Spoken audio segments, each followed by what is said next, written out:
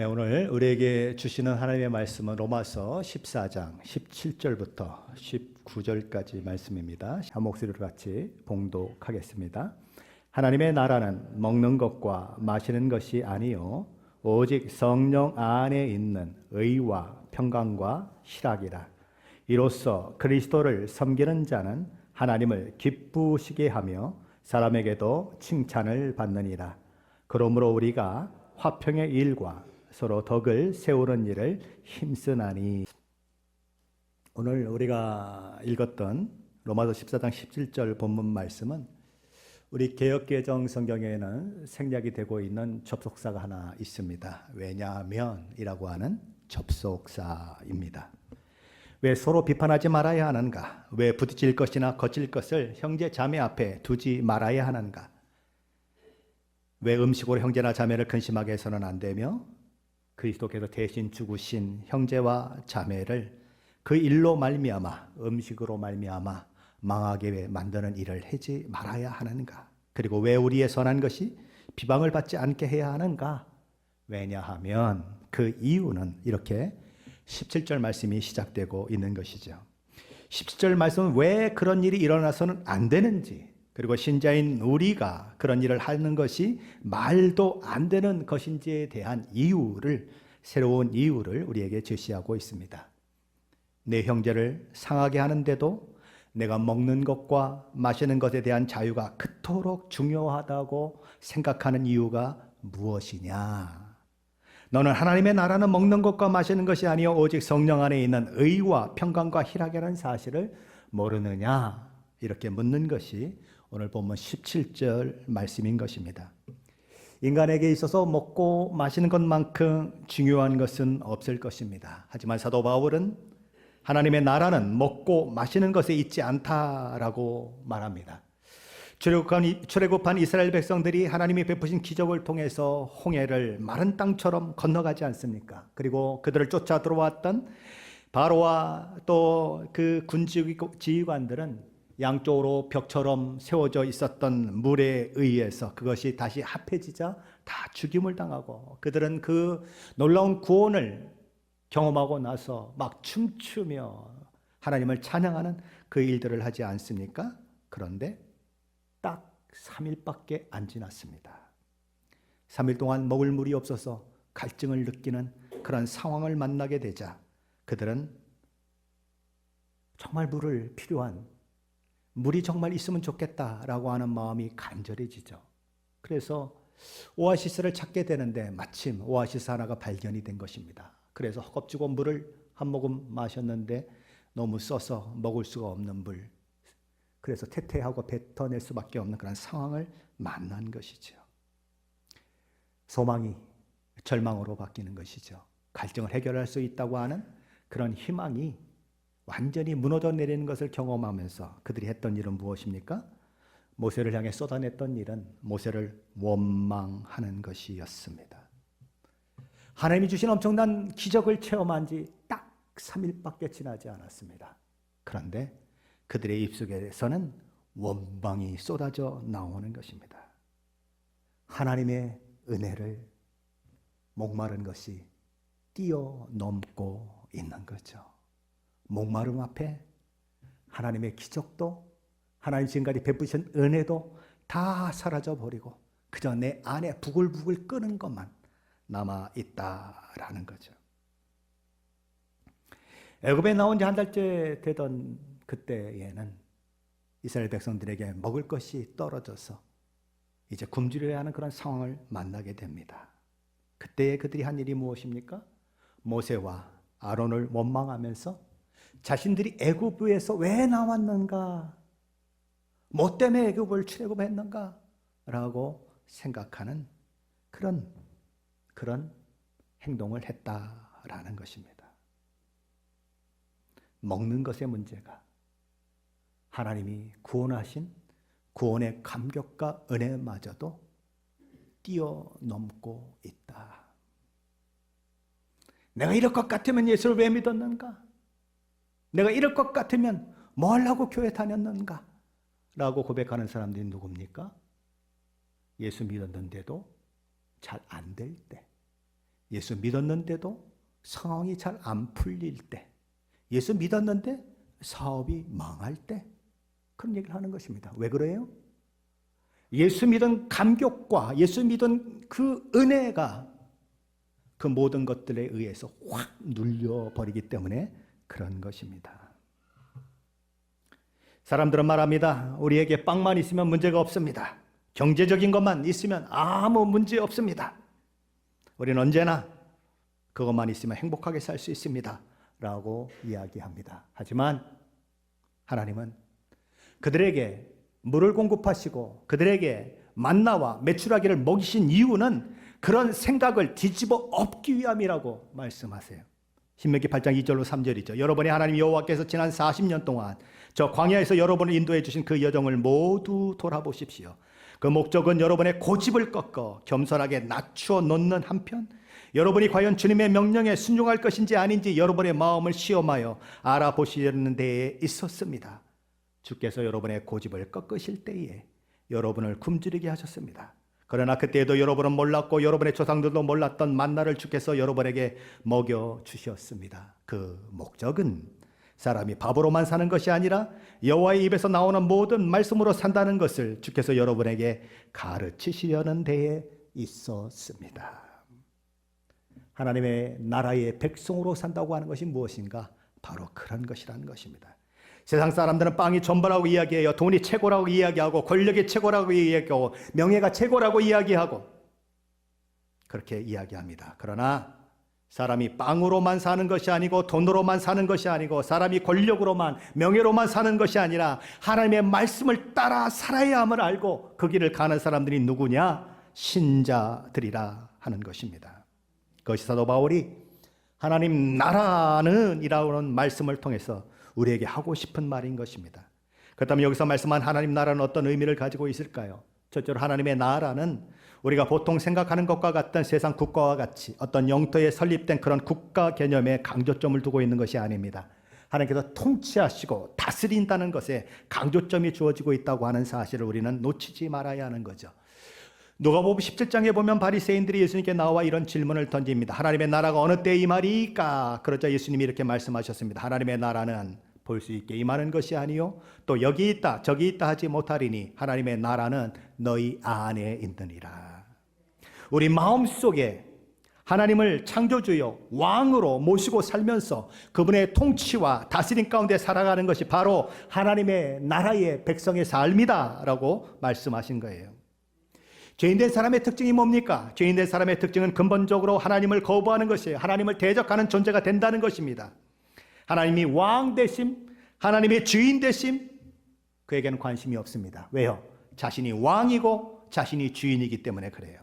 그러나 예수 그리스도를 만나면 예수 그리스도의 십자가 복음으로 구원받고 죄사함받고 하나님의 자녀가 되면 달라지는 거죠. 하나님의 통치와 다스림 가운데 자기 자신을 겸손히 내려놓게 되고 하나님의 말씀에 순종하는 것이 자신의 마땅히 해야 할 일임을 알게 되고 거기서 기쁨을 얻고 하나님을 닮아간다고 하는 그 사실 속에서 내 삶의 최고의 목표가 이루어진다라고 하는 그런 만족감이 생기는 것이죠.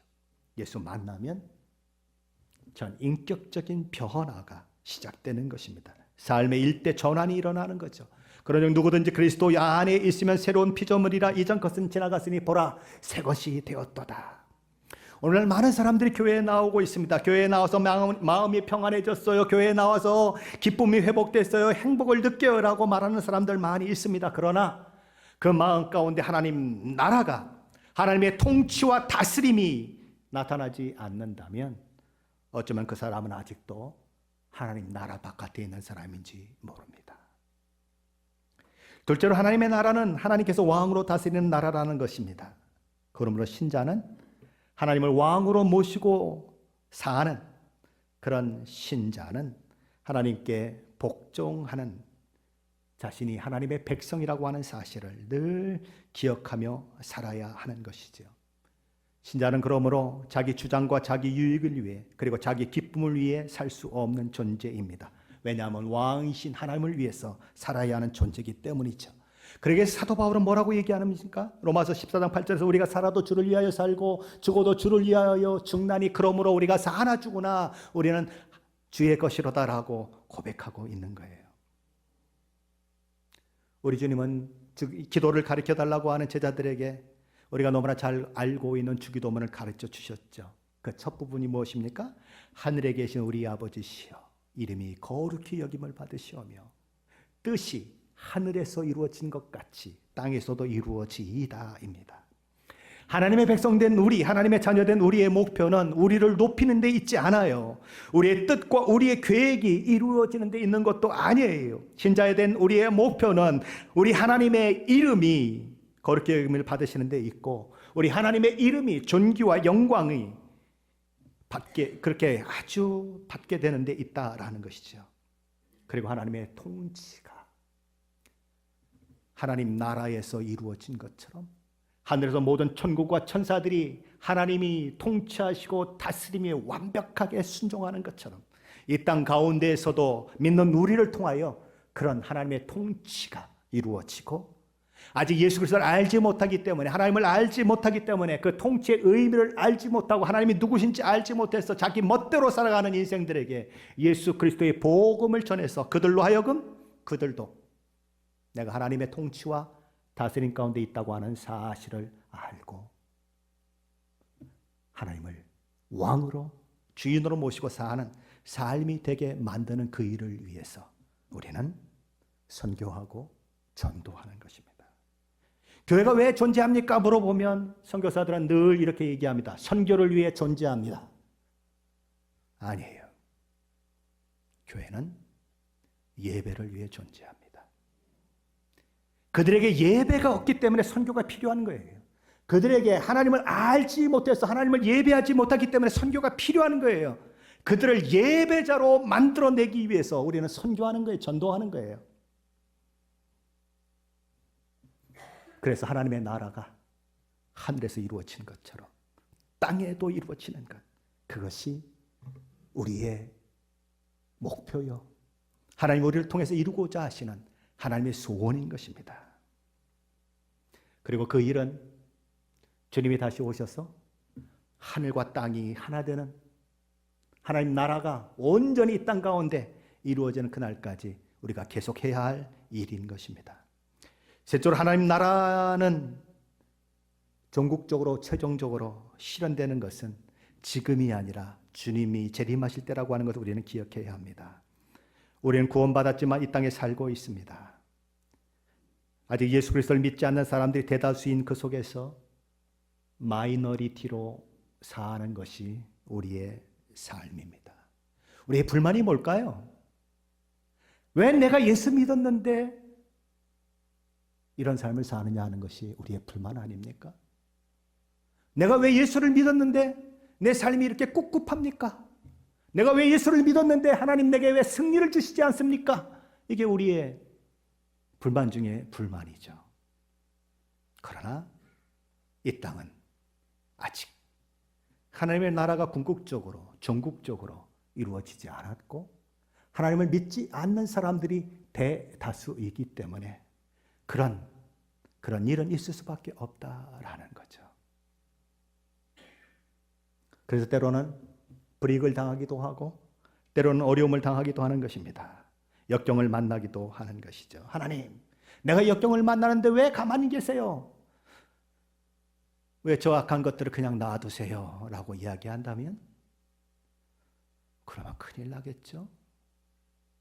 저와 여러분이 예수님 믿기 전에 하나님이 그렇게 행하셨다면 저와 여러분은 이미 지옥에 떨어져 있겠죠. 이제 하나님 나라에 갈 수 있는 자신 생겼다고 왜 저것들 그냥 놔두느냐고 얘기하면 그건 아주 얌체예요. 자기 구원받았다고 그러면 그건 진짜 얌체인 거예요. 하나님의 마음을 알지 못하는 거예요.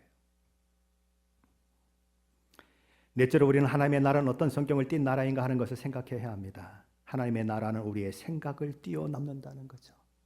하나님 나라는 이 세상 원리와는 전혀 다른 원리로 작동되는 나라이다. 하나님 나라의 원리를 이해하지 못하는 사람들은 포도원에 들여보냈던 먼저 일한 사람들과 똑같다라는 거죠. 포도원에 일꾼이 부족해서 아침 일찍 가서 일꾼을 구해서 들어간 사람이 있고, 또 3시간 후에, 또 3시간 후에, 또 3시간 후에, 마지막에는 5시에 들어간 사람도 있어요. 5시에 들어가면 몇 시간 일합니까? 1시간 일해요. 1시간 일한 사람과 8시간 일한 사람이 똑같이 봉급을 받으면 기분 좋을 사람이 누가 있겠어요? 그래서 하루 종일 일한 사람이, 1시간 일한 사람이 하루 이 품삯을 받으니까 기대가 막 이만큼 커졌어요. 우와, 1시간 일한 사람이 하루 품삯을 받았으면 나는 오늘 일주일치 봉급 한꺼번에 받게 생겼다. 너무 좋았는데 웬걸 1달란트밖에 안 주는 것입니다. 그래서 불만인 거야. 아니, 이는 불공평하고 온당치 못한 일 아닙니까? 어떻게 1시간 일한 사람하고 나하고 똑같이 취급합니까? 나는 그 낮에 뜨거운 태양 밑에서 이 포도원에서 일하느라고 얼굴이 시커매지고 그냥 땀을 뻘뻘 흘려가지고 물을 몇 잔 먹었는지 아십니까? 이렇게 얘기하는 거예요. 하나님 나라는 은혜에 기초하고 있다는 것을 놓친다는 거예요. 목사님, 내가 이 교회에 몇 년 다닌지 아십니까? 내가 이 교회에 몇 년 봉사하신지 아십니까? 어떻게 나한테 이럴 수 있습니까? 라고 얘기하면 은혜를 모르는 거예요. 교회라고 하는 것이 은혜가 다스린다고 하는 것을 모르는 거예요. 세베대의 아들들이 있었죠. 야고보와 요한. 어머니까지 동원합니다. 나이살이나 먹은 것들이 어머니까지 동원해 가서 한다는 짓이, 예수님 나라가 이 땅에 임하실 때 우리들을 하나는 좌편에 앉아주시고 하나는 우편에 앉아주게 해달라고 얘기해요. 예수님이 이렇게 말씀하십니다. 너희 중에 누구든지 크고자 하는 자는 너희를 섬기는 자가 되고, 너희 중에 누구든지 으뜸이 되고자 하는 자는 너희 종이 되어야 하리라. 그러시면 이렇게 덧붙이셨습니다. 인자가 온 것은 섬김을 받으려 함이 아니라 도리어 섬기려 하고 자기 목숨을 많은 사람의 대속물로 주려 함이니라. 하나님 나라는 섬기는 자가 큰 자이고 종이 된 자가 으뜸이 된 자다.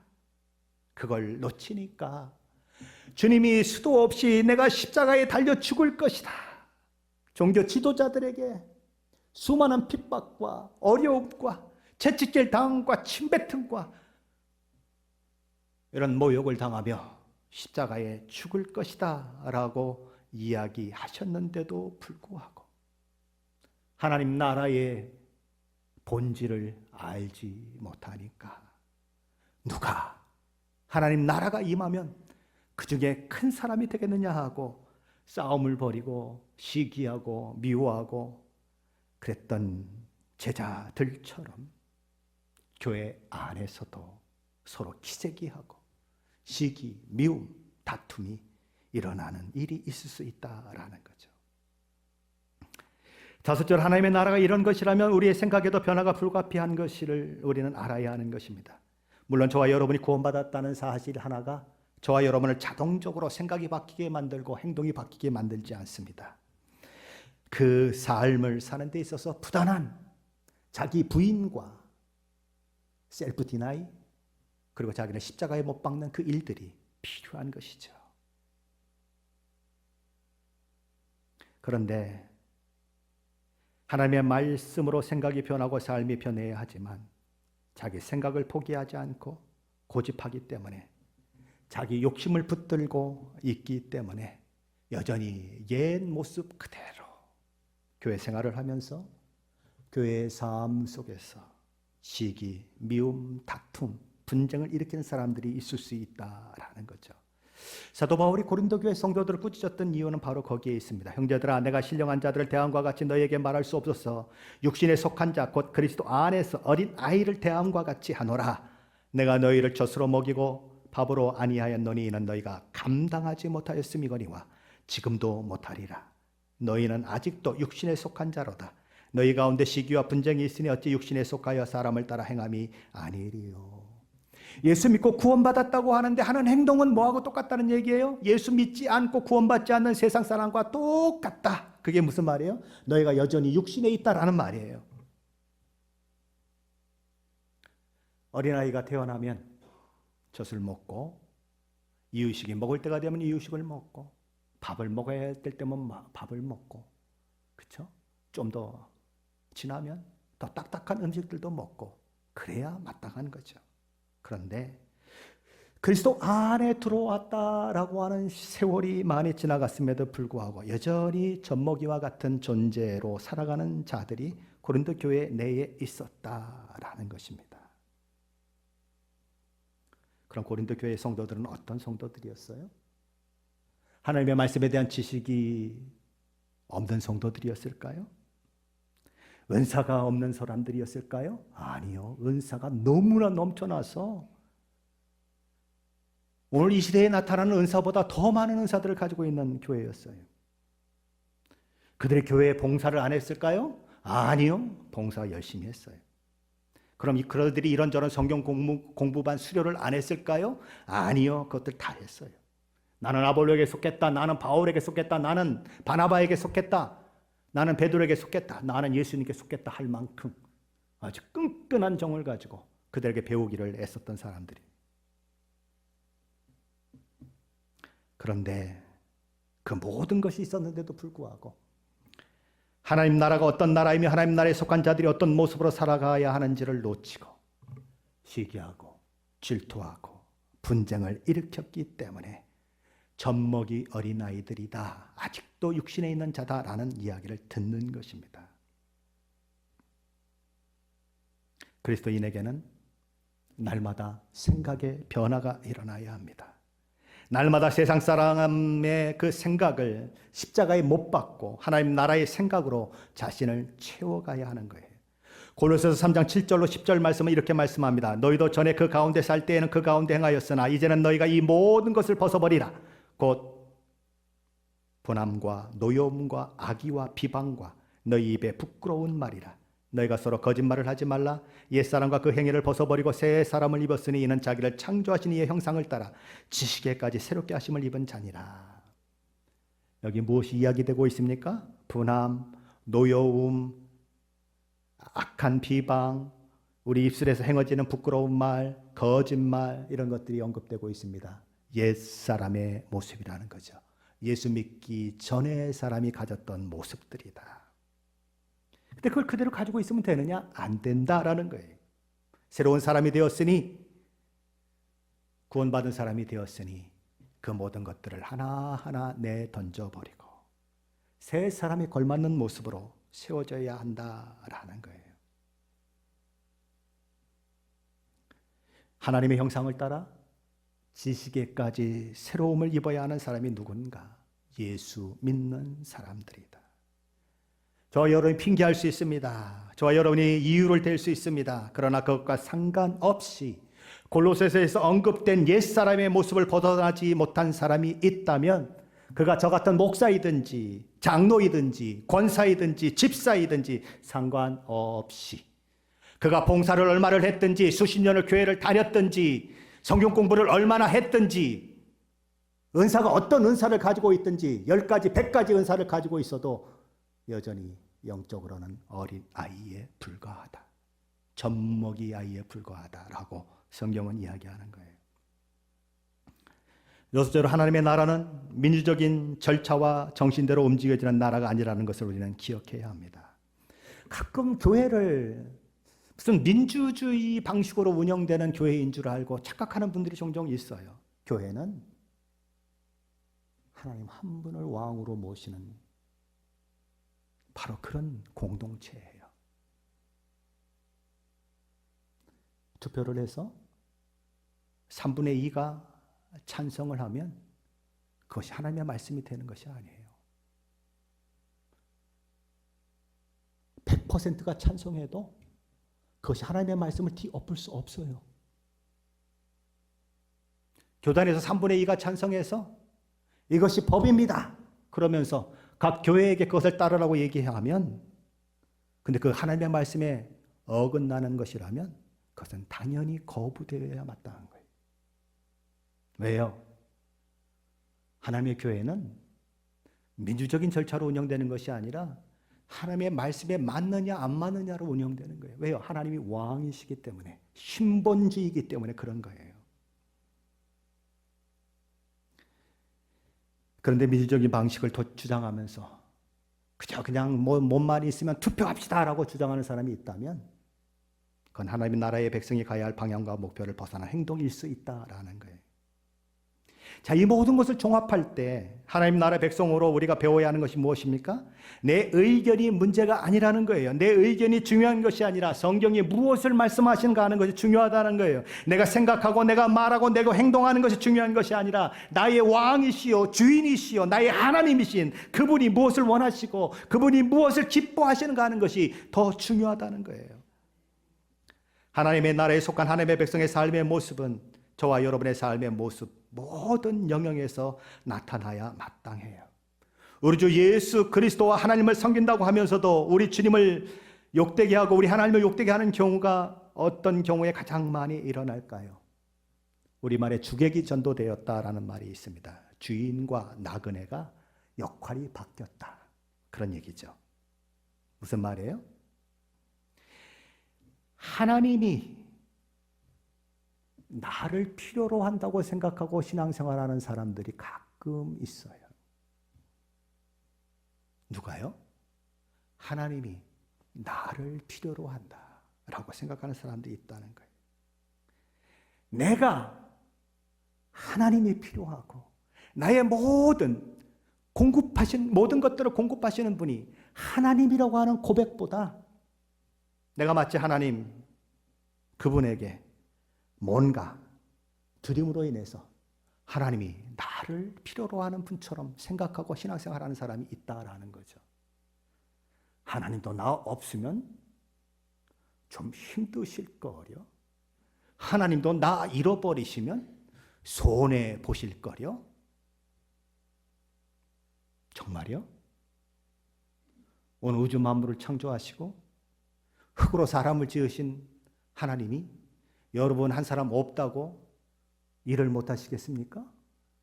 아니에요. 저와 여러분은 아무것도 아닌 존재예요. 그런 아무것도 아닌 존재 같은 우리를 하나님의 아들 예수 그리스도를 보내주셔서 구원하셨다는 그것 때문에 우리가 감격하고 그것 때문에 우리가 정말 하나님 앞에 나의 삶을 드리는 거 아니에요?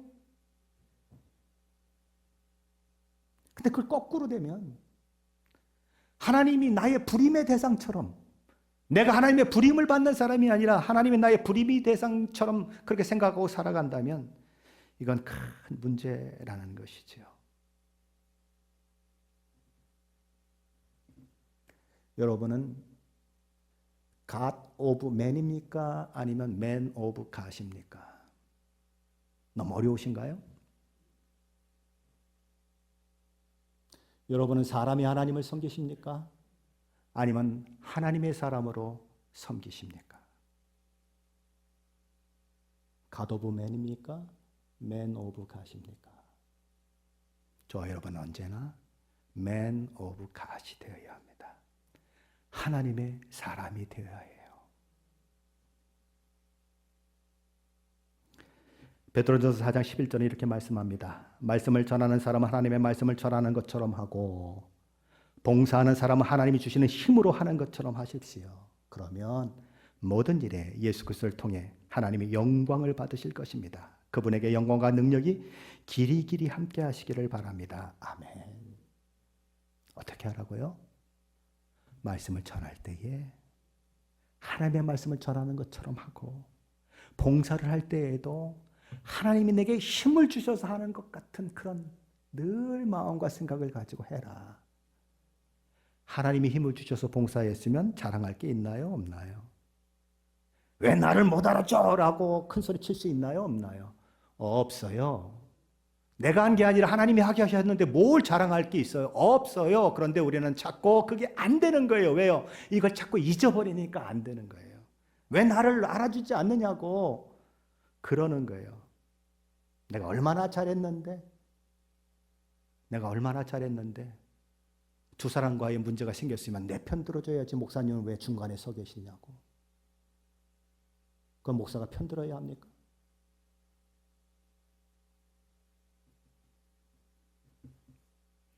우리는 언제 어디서나 하나님은 언제나 저와 여러분의 하나님이시고 섬김의 대상이시고 우리가 복종해야 할 분이시고 저와 여러분의 존재 이유라고 하는 것을 잊지 말아야 합니다. 교회에서 손들고 찬양할 때뿐만이 아니고 교회에서 합심해서 기도할 때뿐만이 아니고 비즈니스 현장 속에서도, 직장 생활을 하는 속에서도, 마켓에서 장을 볼 때에도, 친구들과 만날 때에도, 학교에서 공부할 때에도, 교회에서 회의할 때에도 우리는 언제나 하나님의 백성, 하나님의 사람이라는 것을 놓치지 말아야 합니다. 오늘 이 시대만 그런 것이 아닌 것 같아요. 오랜 과거에도 이런 일이 있었던 것 같아요. 그러니까 스폴전 목사님이 이런 얘기를 해요. 신사숙녀 여러분, 기도회에서 여러분이 섬기는 교회 지체들이 매우 열심을 내어 기도하는 모습을 볼 때 여러분은 그들이 정말 영적인 사람들이라고 생각하게 될 것입니다. 하지만 바로 그런 사람들이 정작 교회 회의를 하게 되는 경우 마귀가 되는 것을 발견하게 될 때가 종종 있다는 것을 생각하십시오. 손들고 찬양할 때는 천사 같습니다. 기도로 막 열심히 기도할 때는 아주 엄청난 영적인 사람 같습니다. 그런데 회의할 때 보면 마귀가 된다. 로이드 존스 목사님이 이렇게 말씀했습니다. 그들은 어떻게 생각해야 하는지 그 법을 알지 못하기 때문에 마귀가 되는 것입니다. 옛 방식, 육적인 사고방식으로 되돌아가서 자신들이 하나님 나라의 시민들이라는 것을 망각해버린 것입니다. 그래서 교회 회의가 기도의 만큼 하나님의 나라의 한 부분이며 교회 생활과 사회의 다른 국면과 똑같이 하나님 나라의 한 부분임을 망각해버리는 것입니다. 회의에서는 자기 의견이 받아들이는 것이 중요해. 뭐보다? 하나님의 나라보다. 내가 하나님의 나라의 백성이라는 것보다 그게 더 중요해. 그래서 내 의견 막 내세우고 내 의견에 거슬리는 사람들은 다 적으로 취급을 해버리고, 그래서 회의 끝나고 나면 서로 원수가 되고 말도 안 하는 것. 그런 사람들이 있을 수 있다라는 거예요. 우리는 어디에 있든지 무엇을 하든지 하나님의 사람이라는 것을 잊지 말아야 돼요. 제가 부끄러운 고백이 하나 있습니다. 우리 교회에 쓰레기도 가져가고 또 야드 웨이스트도 가져가지 않습니까? 그날 하루 종일 문을 열어놨는데 차가 안 왔어요. 그래서 제가 전화를 걸었어요. 야, 오늘 왜 가져가는 날인데 안 오냐? 그랬더니 문이 잠겨가지고 안 가져갔대요. 야, 그리고 제가 이제 약간 흥분했겠죠. 야, 이놈들까지는 못하고 말이 되는 소리를 해야지. 내가 하루 종일 문 열어놓고 기다렸는데 안 와놓고 니들이 왔는데 문이 잠겨서 못 가져갔다고 얘기하면 그거 거짓말 아니냐? 그러고 얘기를 했어요. 영어가 짧으면 말이 어떻게 되죠? 부드럽게 안 되죠. 그렇죠? 짧은 영어로 탁탁탁탁 얘기하면 이게 아주 사무적이 되고 아주 강하게 되잖아요. 그래서 아마 열심히 흥분해가지고 얘기를 했는데 얘가 갑자기 너 그 교회에 누구냐? 이렇게 물어보는 거예요. 너 누군데 그렇게 큰 소리 치냐? 그 목사가 거짓말 할 수 없어서 목사라고 그러고 전화를 끊었는데 얼마나 창피하든지 우리는 그럴 수 있다는 거예요. 그런데 그렇게 흥분될 때에도 거짓말하는 것에서 화가 날 때에도 나는 하나님의 사람이라는 것을 늘 기억해야 한다는 거예요. 내가 하고 싶은 대로 할 말 다 하면, 내가 화난다고 속에 있는 얘기 다 쏟아놓으면 그럼 그 다음에 어떻게 하려고요? 엎드려진 물은 주워 담을 수 없다는데 그 다음에 그 사람 얼굴 어떻게 보려고 다 쏟아내요. 담아야죠. 여기서 담고 눌러야죠. 너무 화가 나면 하나님 앞에 가서 울면서 기도해야죠. 하나님, 여기까지 올라오는데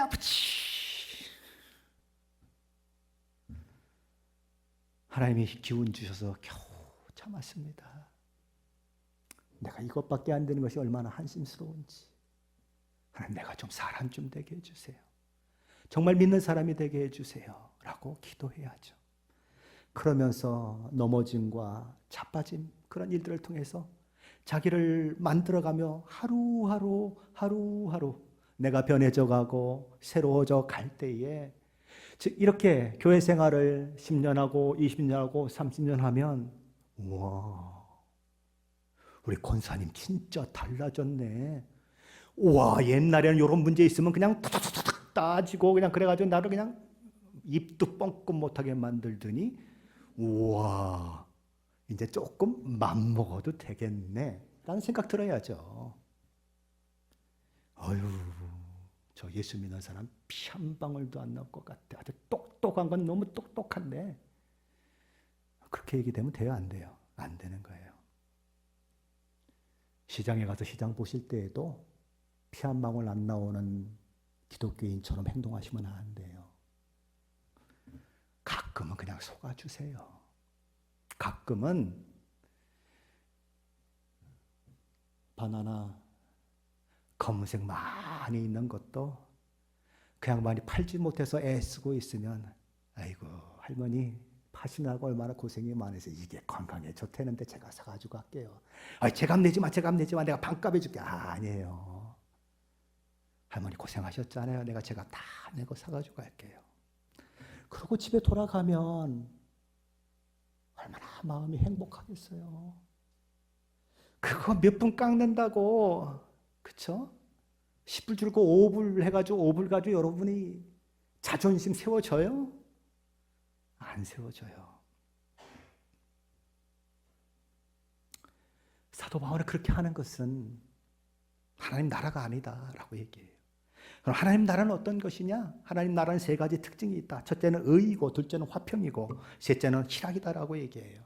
하나님 나라는 어떤 나라인가? 의가 이루어지는 나라이다. 예수 그리스도의 십자가 보혈의 공로를 통해서 우리가 의롭게 되었을 뿐만 아니라 우리의 삶 속에서 의로운 삶이 내가 거룩하니 너희도 거룩할지어다라고 말씀하신 하나님의 그 놀라운 은혜의 역사가 나의 삶 속에서 드러나는 것이 하나님의 나라의 백성의 모습이다라는 거예요. 그리고 둘째, 하나님 나라는 어떤 나라인가? 화평이 이루어지는 나라이다. 화평. 하나님의 진노 가운데 있었던 우리가 예수 그리스도의 피값으로 죄사함 받고 의롭게 됨으로 인해서 하나님과 나 사이가 화평이 이루어졌던 것처럼 거기에 내가 잘남이 동원되지 아니하고 나의 공로가 동원되지 아니하고 내가 뭘 잘한 것이 동원되지 아니하고 내가 여전히 죄인 되었을 때 그리스도께서 우리를 위하여 죽으심으로 하나님께서 우리에 대한 자기의 사랑을 확증하셨다고 하는 말씀처럼 되어진 것을 우리가 정말 아는 자라면 상대방이 좀 모자래 보이고 상대방이 좀 자격이 없어 보여도 주님이 나를 받아주셨듯이 나도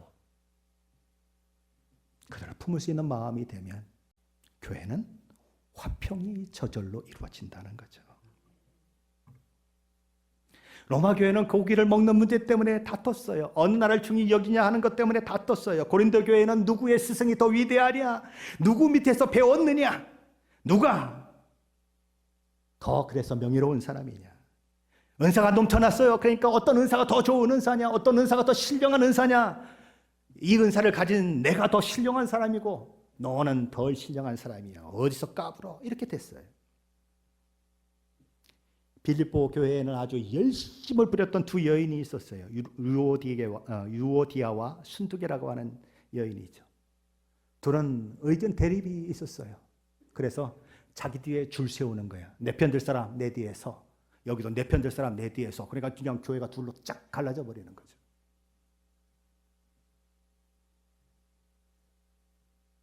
자기 자신, 자신의 권리, 자신의 요구사항, 자신의 즐거움, 자신의 행복에 집중하면 언제든지 다툼의 원인이 되고 불평의 원인이 되고 분쟁의 원인이 된다라는 거예요.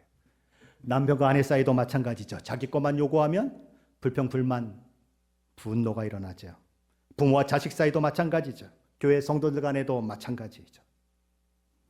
항상 내가 주장될 때 문제가 일어나는 거죠.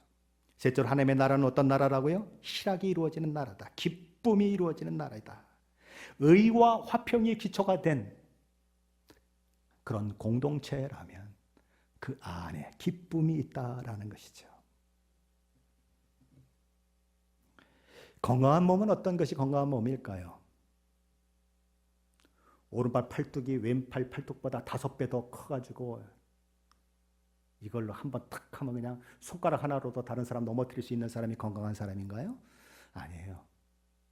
모든 것들이, 모든 기능들이 하나하나 제대로 기능할 때 그 사람을 가리켜서 건강한 사람이라고 해요. 마찬가지로 교회도 이 세 가지가 고루고루 이루어져서 성도 간의 교제가 이루어질 때 건강한 교회가 될 수 있는 거죠. 오늘 본문을 다시 한번 함께 봉독하면서 오늘 말씀을 마치려고 합니다. 우리 로마서 14장 17절로 19절 말씀입니다. 다시 한번 함께 읽어보겠습니다. 하나님의 나라는 먹는 것과 마시는 것이 아니요 오직 성령 안에 있는 의와 평강과 희락이라. 이로써 그리스도를 섬기는 자는 하나님을 기쁘시게 하며 사람에게도 칭찬을 받느니라. 그러므로 우리가 화평의 일과 서로 덕을 세우는 일을 힘쓰나니. 사도 바울과 그의 동료들은 뭐에 힘쓴다고 얘기합니까? 화평의 일과 서로 덕을 세우는 데 힘쓴다라고 얘기합니다. 저 여러분 모두가 기재기하는 것 이제 그만두십시다. 나 주장하는 것도 그만두십시다. 그리고 화평을 만드는 일에, 교회의 덕을 세우는 일에 우리 모두가 쓰임받게 되시기를 예수 그리스도의 이름으로 간절히 축원합니다.